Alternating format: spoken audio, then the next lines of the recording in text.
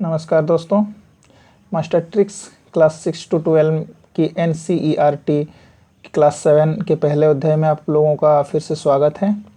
पहला अध्याय जो है पर्यावरण और इसमें जो मेन टॉपिक है या यूँ कह सकते हैं कि जो इम्पोर्टेंट है हम उन्हीं को सिर्फ छांट करके यहाँ पे लिखे हुए हैं। पूरा का पूरा जो चैप्टर है उसको हम नहीं किए, जो इम्पोर्टेंट चीज़ है उसी को लिखें। तो यहाँ पे जो बात है, जैसे पहले जो है अध्ययन 1 और पर्यावरण जो चैप्टर है, तो पर्यावरण यानी कि एनवायरनमेंट की उत्पत्ति फ्रेंच शब्द एनवायरमेंट से हुई है, जिसका अर्थ है पुरुष यानी कि पड़ोसी।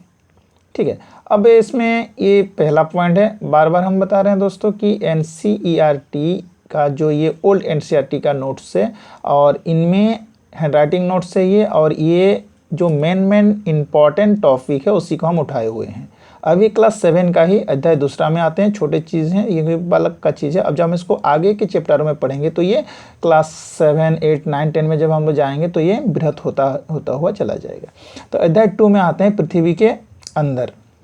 पृथ्वी के अंदर है क्या और क्या क्या चीज़ें उसको हम लोग जानते हैं। तो पृथ्वी के सबसे गहरी खान दक्षिण अफ्रीका में है, जिसकी लंबाई 4 किलोमीटर है। तो आप लोग दोस्तों इस खान का नाम कमेंट बॉक्स में डाल सकते हैं कि क्या नाम है। और उसके बाद आते हैं पृथ्वी की सबसे ऊपरी परत को हम लोग क्या कहते हैं, पोपर्टी कहते हैं। यह हम महाद्वीपीय संहिता में 35 किलोमीटर एवं समुद्री सतह में केवल 5 किलोमीटर तक है, यानी कि समुद्र के लेवल से अगर देखा जाए तो ये 5 किलोमीटर का है, और ऊपर में अगर देखा जाए तो ये 35 किलोमीटर के तक हो जाते हैं। महाद्वीपीय संहिता मुख्यतः सिलिका एवं एल्यूमिनियम जैसे खनिजों से बनी हुई है, जिसके हम लोग इससे क्या कहते हैं, सियल कहते हैं। सी से हो गया सिलिका, ए से हो गया एल्यूमिनियम कहा जाता है। यानी कि सिलिका प्लस एल्यूमिनियम दोनों को मिला करके जो पहला वर्ड होता है वो लिया है सियल, और इसमें बनाता है सिलिका और एल्यूमिनियम को।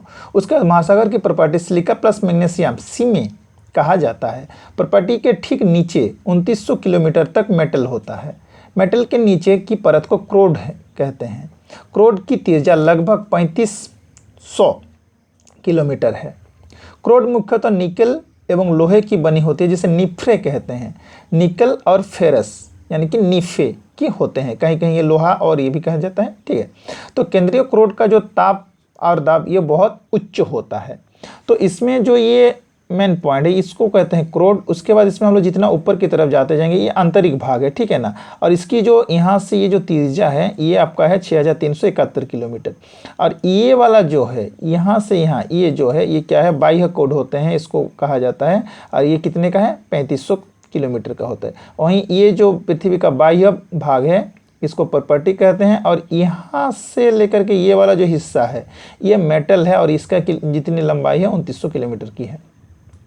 इसमें पृथ्वी के आयतन का लगभग 0.5% प्रॉपर्टी यानी कि भू प्रॉपर्टी है, 16% मेटल और 83% क्रोड है। यानी कि ये वाला चीज़ जो आप टोटल में देख रहे हैं यहाँ पे ये क्रोड जो होते हैं ये 83% का है।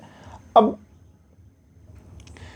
पृथ्वी के अंदर ही इसमें आते हैं सेल एवं खनिज। तो इग्नियस लैटिन शब्द इग्निस जिसका अर्थ होता है अग्नि। उसके बाद सेडोमेडी लैटिन शब्द सोडियम जिसका अर्थ होता है स्थिर। मेटारोफिक ग्रीक शब्द है जो मेटारोफोरस जिसका अर्थ होता है रूप परिवर्तन। यानी कि इसमें सेल एवं खनिजों को जानते हैं, तो इसमें रूप परिवर्तन किस तरह से होता है, ये क्या क्या चीज़ है और कहाँ से। तो इसमें आते हैं सेल मुख्यतः 3 प्रकार के होते हैं। अग्निय सेल इनगिनियस, जिसमें द्रवित मैग्मा बाहर लावा ठंडा होकर ठोस हो जाता है, जिसे अग्निय सेल कहते हैं। इन्हें प्राथमिक सेल भी कहा जाता है। अग्निय सेल मुख्यतः 2 प्रकार के होते हैं। अंतर्वेदी सेल जो लावा भू प्रॉपर्टी के अंदर गहराई में होती है वो ठंडा हो जाता है। वे सेल बड़े बड़े दाने से बनी ग्रेनाइट होते हैं।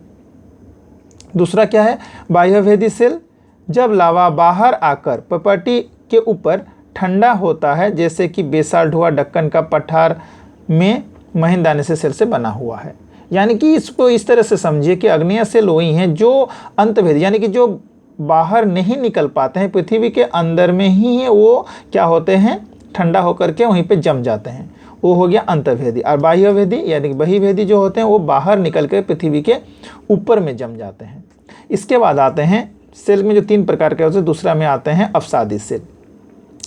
सेल लुढ़क कर या चटक कर तथा एक दूसरे से टकराकर कोई छोटे छोटे टुकड़ों में टूट जाते हैं। इन छोटे छोटे कण या टुकड़ों को अवसादी सेल कहते हैं। ये अवसाद हवा, जल आदि के द्वारा एक स्थान से दूसरे स्थान पर पहुंचकर जमा हो जाता है।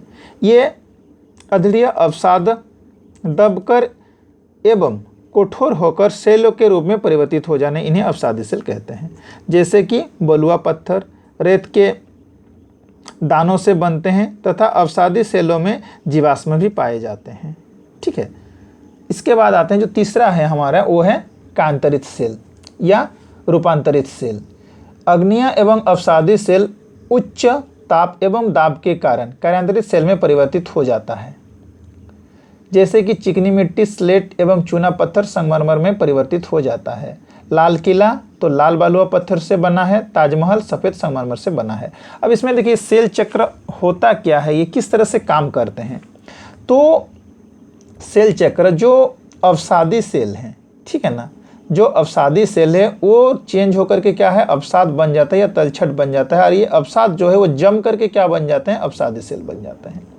वहीं पर अगर आते हैं अग्नीय सेल, क्या होता है, वो अवसाद सेल में भी कन्वर्ट हो जाते हैं, और कायांतरित सेल जो होता है वो दोनों में, अवसाद में भी आ जाते हैं और अग्नीय सेल कायांतरित में चले जाते हैं। इसी तरह से अवसादी सेल मैग्मा में भी, और ये एक दूसरे के और क्या करते हैं, एक चक्र के रूप में परिवर्तित होते रहता है। तो इस क्लास में इतना ही। अब मिलते हैं नेक्स्ट वीडियो में। थैंक यू दोस्तों।